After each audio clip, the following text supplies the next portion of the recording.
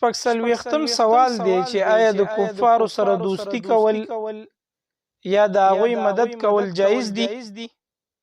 جواب: د کفارو سره دوستی کول یا د هغوی مدد کول بالکل جایز نه دي، ځکه قرآن مجید په سورة المائده کې الله سبحانه وتعالی فرمای: ومن يتولهم منکم فإنه منهم.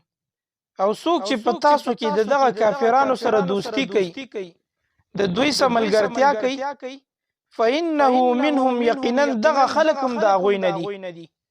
نو د دې وجه نه د کافرانو سره ملګرتیا کول، د هغوی سره محبت ساتل، د هغوی مدد کول جایز نه دي. دغه شان حدیث کې راځي، امام احمد ابن حنبل رحمه الله په مسند احمد کې دا حدیث نقل کړي. نبی کریم صلی الله علیه وسلم فرمایي: ان آل بني فلان، یقینا د دې فلانکی کافر بچی چې کوم دی، اولاد چې کوم دی، لیسو باولیاء، دا زما ملګری نه دي.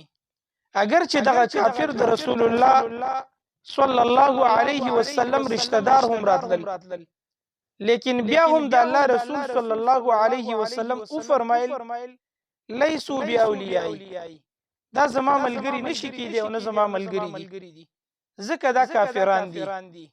نو د دې وجنه دوستی به صرف او صرف هغه د مؤمنانو سره کیږي.